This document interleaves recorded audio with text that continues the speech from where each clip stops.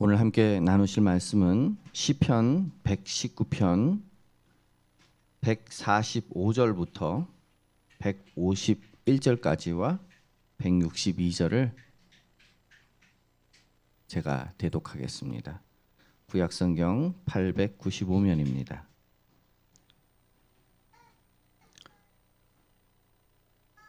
여호와여, 내가 전심으로 부르짖었사오니 내게 응답하소서. 내가 주의 교훈들을 지키리이다. 내가 주께 부르짖었사오니 나를 구원하소서. 내가 주의 증거들을 지키리이다.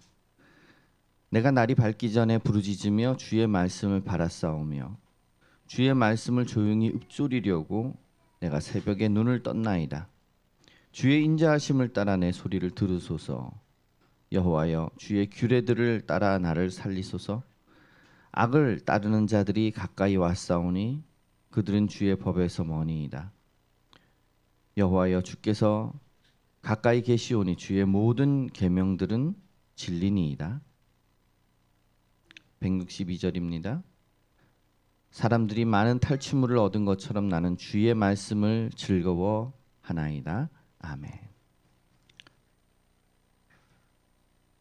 오늘 계명을 사랑하는 마음에 대해서 함께 나눠보고자 합니다. 오늘 시편 기자가 이 계명에 대한 마음을 고백을 많이 합니다. 계명을 사랑하는 마음은 기도하는 마음이고 또 말씀을 따라 사는 마음입니다. 기도의 마음이 어떤 것인지, 말씀에 대한 마음이 어떤 것인지 오늘 나의 삶에, 나의 마음에 적용하는 귀한 시간이 되시기를 바랍니다. 먼저 마음에 대해서, 기도하는 마음에 대해서 이야기를 합니다. 전심으로 부르짖고 주께 부르짖는다, 이렇게 이야기를 합니다. 부르짖는 마음과 대상을 이야기하고 있습니다. 시편 기자는 부르짖을 때 어떻게 부르짖느냐? 그럴 때 전심으로 부르짖는다, 이렇게 이야기합니다. 그만큼 간절함을 이야기하겠지요. 여러분들은 전심으로 부르짖을 때가 얼마나 있었습니까? 저도 이렇게 돌이켜보면 전심으로 부르짖을 때가 이렇게 많지가 않았던 것 같아요. 저절로 눈물이 날 만큼 간절하게 전심을 다해서 부르짖은 것이 몇 번이나 될까?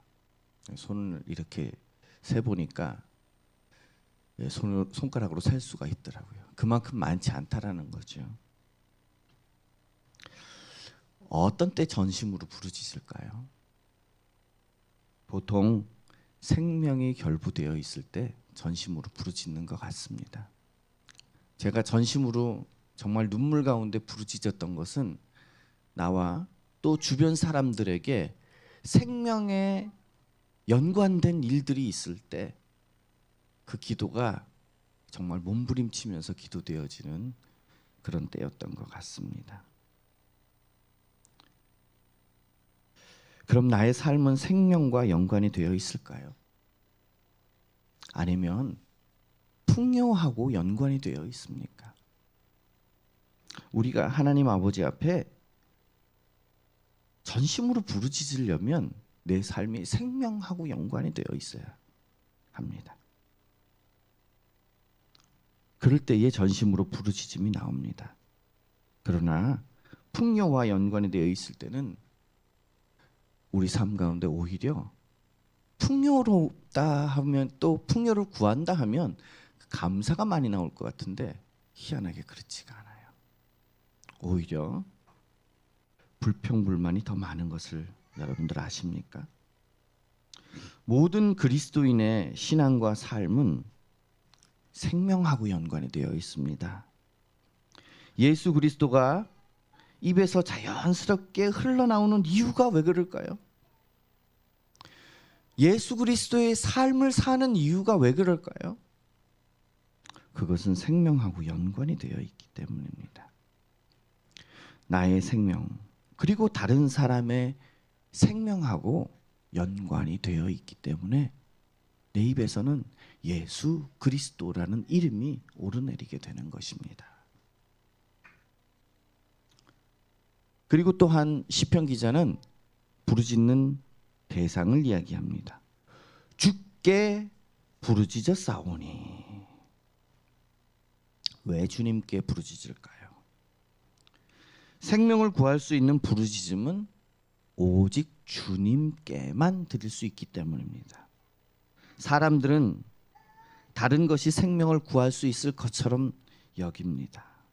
그래서 돈을 향해서 부르짖고 혹은 여러 가지 우상들을 만들어 놓고 그것을 향해서 부르짖어요. 그래서 많은 부르짖음의 대상이 있습니다. 그것이 나의 생명을 구할 것처럼 생각을 한다라는 것입니다. 그러나 다 착각입니다.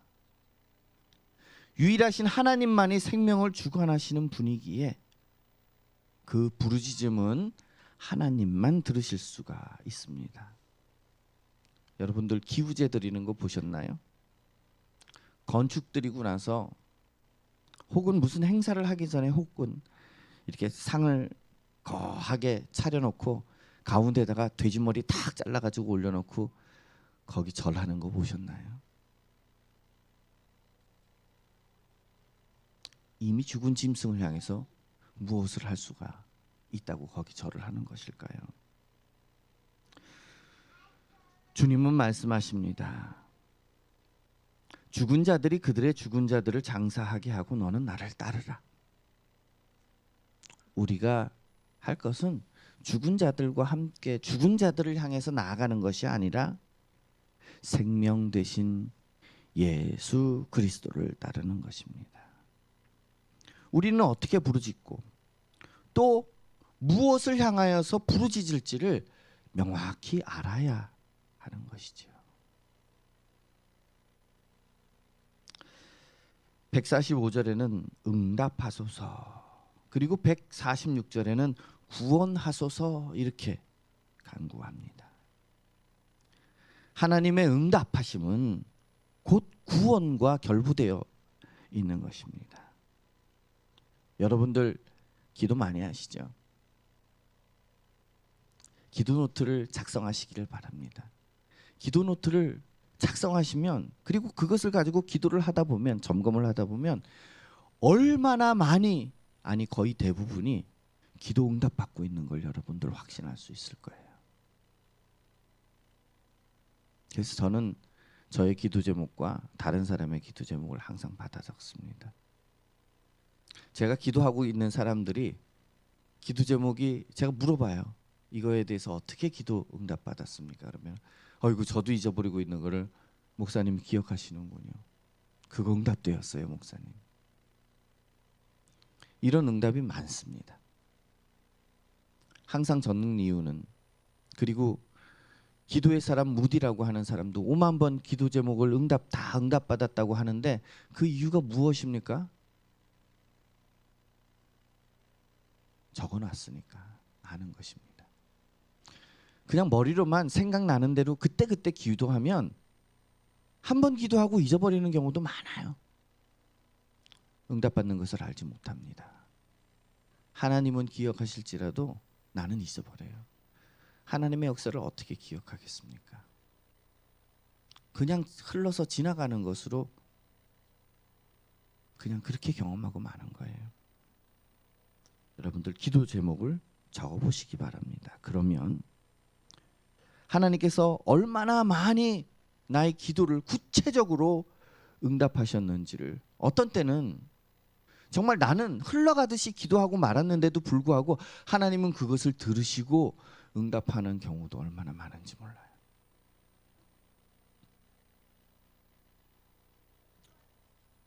그럼에도 불구하고 그 응답들이 우리의 구원과 다 연관이 되어 있다라는 것, 그거를 볼 수 있어야 하는 것입니다. 그런데 우리는 하나님께서 많은 응답을 하셨음에도 불구하고 계속 새로운 구원을 요구하고 있지 않습니까? 왜냐하면 어제 것을 잊어버렸기 때문에. 적어놔도 잊어버리는데 안 적으면 얼마나 더 잊어버리겠습니까? 끊임없이 간구하는 것이 우리의 마음이죠. 이와 같은 경우를 우리 속담에는 밑빠진 독이라고 얘기를 하죠. 성경에도 이야기합니다. 거머리에게는 두 딸이 있어 다오다오 하느니라. 족한 줄을 알지 못하여 족하다 하지 아니하는 것이라고 이야기를 합니다. 하나님이 이것으로 채우시면 저것으로 불만하고 또 저것으로 채우시면 또 다른 것으로 불만하고 그것이 우리 마음이라는 거예요. 그래서 잠언에는 지옥도 만족하지 못하는 불이다. 사람을 잡아먹고 그 고통 속에 사람을 취하는데도 만족하지 못하는 불이다라고 이야기를 합니다. 하나님의 응답은 구원입니다. 우리에게 주신 그 많은 것들, 얼마나 풍성하게 응답하시고 구원을 베푸시는지를 보는 눈이 저와 여러분에게 넘치기를 축복합니다. 그리고 시편 기자는 이렇게 하나님께서 구원 가운데 응답하실 것을 알고 간구를 합니다. 그리고 그 이후에 그는 말합니다. 주의 교훈들을 지키리이다. 그리고 주의 증거들을 지키리이다라고 이야기를 합니다. 시편 기자의 부르짖음과 응답은 결국 교훈과 증거들로 귀결됩니다. 우리의 삶의 모든 방향성은 언제나 말씀으로 귀결돼야 합니다. 기준이 말씀이에요.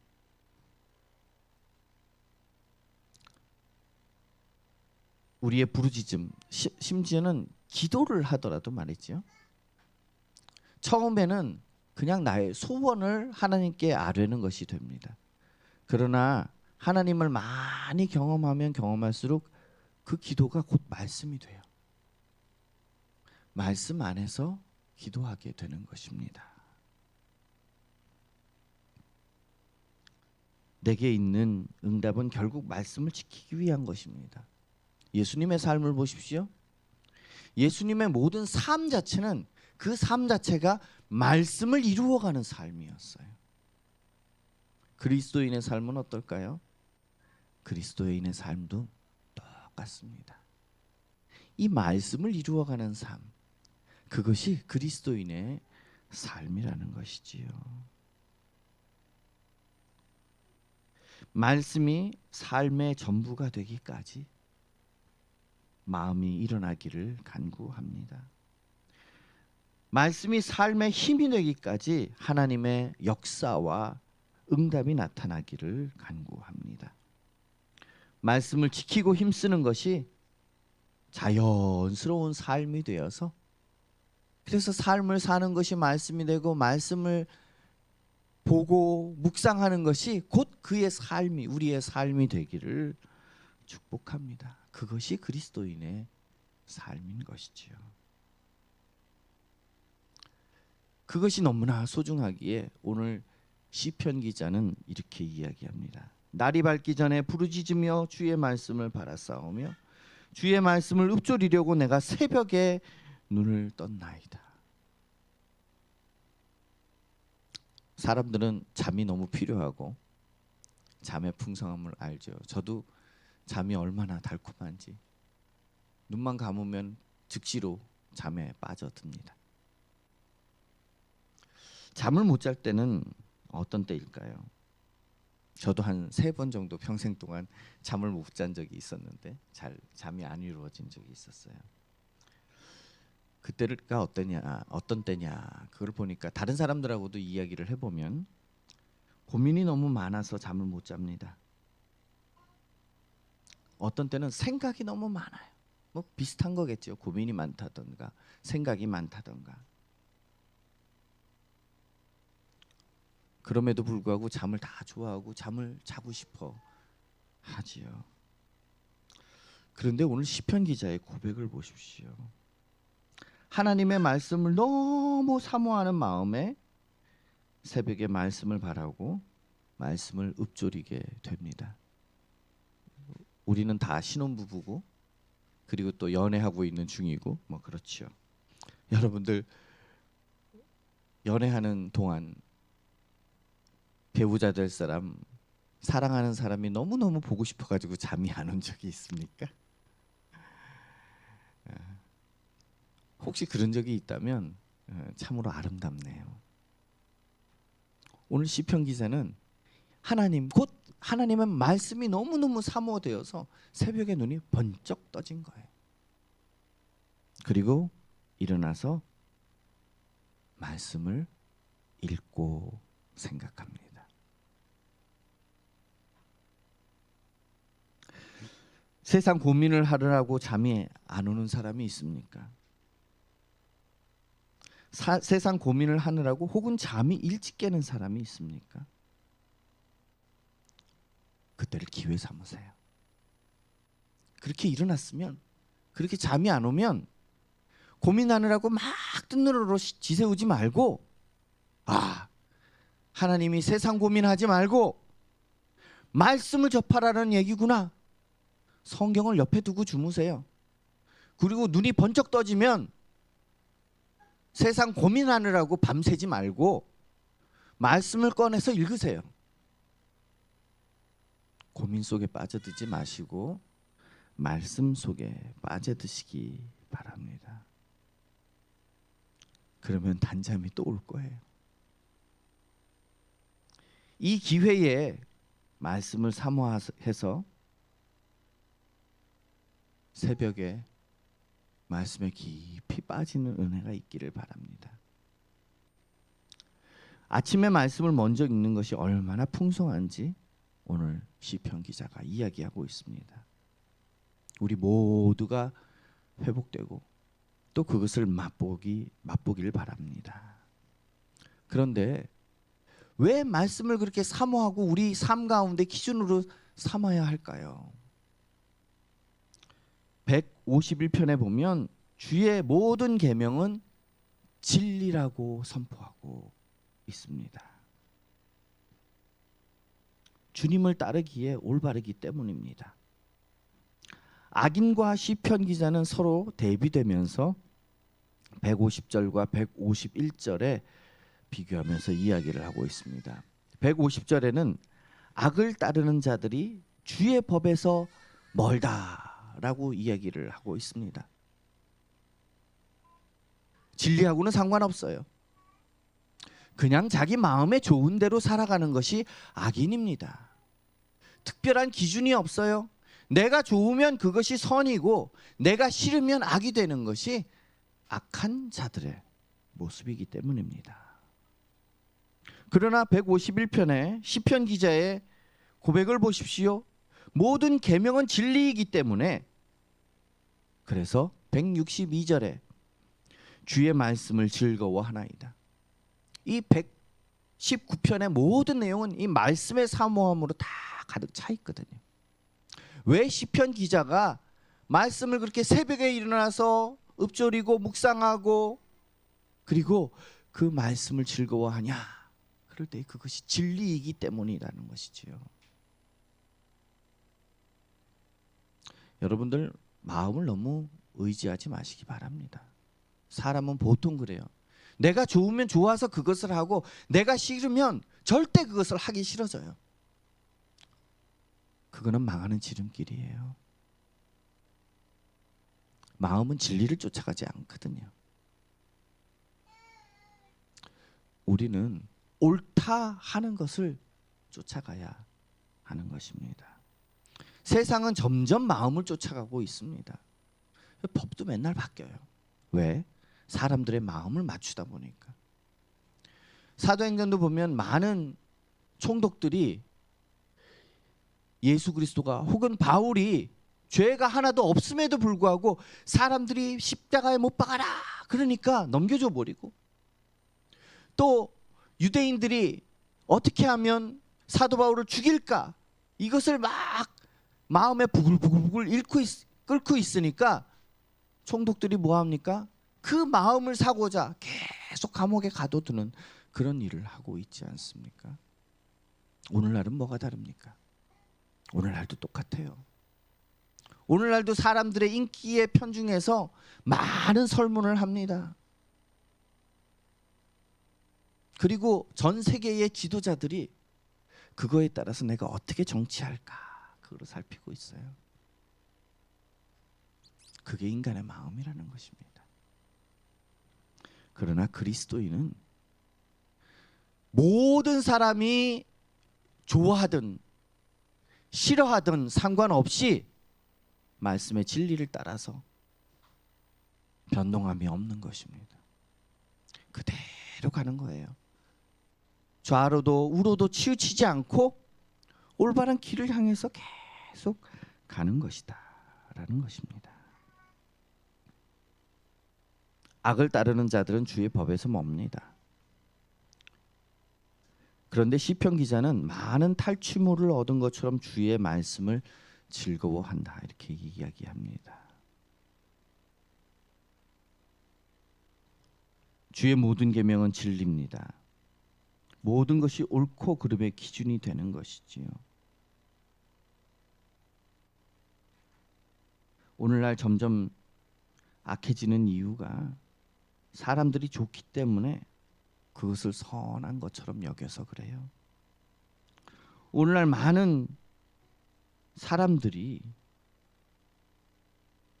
원하거나 혹은 상처받는 그것 때문에, 그래서 사람들의 마음에 편중해서 쫓아가기 때문에 세상이 악해지는 것입니다. 여러분들, 사람들과 관계나 이런 것들에 있어서 저 사람이 상처받을까 그것 때문에 너무 겁내지 마세요. 옳은 것은 옳은 것이고 틀린 것은 틀린 것입니다. 옳은 것이 어떤 때는 아픔을 주기도 해요. 그럼에도 불구하고 옳은 것은 옳은 것입니다. 틀린 것은 많은 사람이 호응함에도 불구하고 틀린 것은 틀린 것이에요. 사람들의 반응에 따라서 옳고 그름을 선택하는 것처럼 위험천만한 것이 없다라는 것입니다. 기독교인에게는 절대적인 기준이 있지요. 바로 성경이에요. 여러분들 몇 년 전에 너무너무 유행하고 EBS에서도 방송하고 했던 정의란 무엇인가를 강의했던 하버드 대학의 마이클 샌델 교수를 아마 아실 것입니다. 여기서도 정의에 대해서 굉장히 긴 시간을 강의를 합니다. 아마 보신 분들도 계실 거예요. EBS에서 보신 분들도 있을 것이고 책도 나왔으니까 그것을 읽은 분도 있겠지요. 어떻게 결론을 내리고 있습니까? 정의는 이것이다 이렇게 결론 내리지 않아요. 많은 이슈들을 이야기한 다음에 이거를 논리적으로 어떻게 접근할 것인가, 이게 다예요. 그리고 정의를 각자가 취하도록 그렇게 하고 있습니다. 정의를 이야기하지만 정의가 없습니다. 사람들이 진리를 이야기하는데 진리가 없습니다. 그런데 성경은 아주 명확하게 기준을 제시합니다.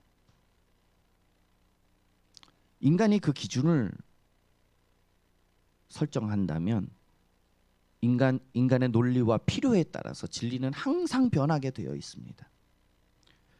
그러나 성경은 분명하게 말합니다. 주의 모든 계명은 진리다. 사람들은 사람의 필요를 따라서 옛날의 계명과 지금의 계명이 다른 것처럼 이야기해요. 구약에 이야기하는 것과 신약에 이야기하는 것, 그리고 현대에 이야기하는 것이 다른 것처럼 이야기해요. 그러나 성경은 창세 때부터 지금까지 하나님의 이 말씀은 변함없이 진리라고 이야기를 하고 있습니다. 이 확실한 선언을 따라서 그리스도인은 다른 방법이 아니라 하나님의 진리를 쫓기로 결단하는 자들이 그리스도인인 것입니다. 모든 말씀의 진리를 따라서 삶의 방향이 결정이 되는 것이지요. 오늘 시편 기자의 마음을 한번 봅시다. 그리스도인이라면 이 마음을 배워야 할 것입니다. 전심으로 부르짖읍시다. 첫 시간을 말씀 앞에 섭시다. 주의 말씀이 진리이므로 그 말씀을 따라서 기준 삼는 삶을 삽시다. 오늘 시편 기자는 탈취물을 얻은 것처럼 주의 말씀을 즐거워하나이다 이렇게 이야기하고 있지 않습니까? 오늘날 우리가 이해하기 쉽게 설명을 제가 드릴게요. 탈취물을 얻은 것처럼 기뻐한대요. 요즘 말로 바꾸자면 로또 10번 당첨된 것처럼 기뻐한다라는 거예요. 여러분 로또 10번 당첨되면 기쁠까요? 근데 그거보다 더 기쁘다라는 거예요. 나는 얼마나 말씀을 즐거워하고 있습니까? 전심으로 나아갈 만큼, 주님께 전심으로 나아갈 만큼 말씀을 즐거워하고 있습니까? 첫 시간 혹은 새벽에 눈을 떠서 말씀을 읽을 만큼 말씀을 즐거워하고 있습니까? 진리로 고백할 만큼 이 말씀이 내 삶의 기준이 되고 있습니까? 그렇게 말씀을 기준 삼을 때 우리 안에 말씀이 마치 로또를 10번, 30번, 100번 맞은 것처럼 그거 이상 즐거움이 넘쳐나기를 바랍니다. 돈이 아니라 말씀으로 인한 즐거움이 우리의 마음을 사로잡아서 그 말씀이 즐거움이 되기를 축복합니다. 기도하겠습니다. 하나님, 말씀을 기준 삼는 삶을 살게 하시고 거기서 능력을 얻게 하옵소서. 무엇을 계획하고 발걸음을 내딛던 간에 말씀을 따라서 사는 삶을 살게 하옵소서. 예수 그리스도 이름으로 기도드리옵나이다. 아멘.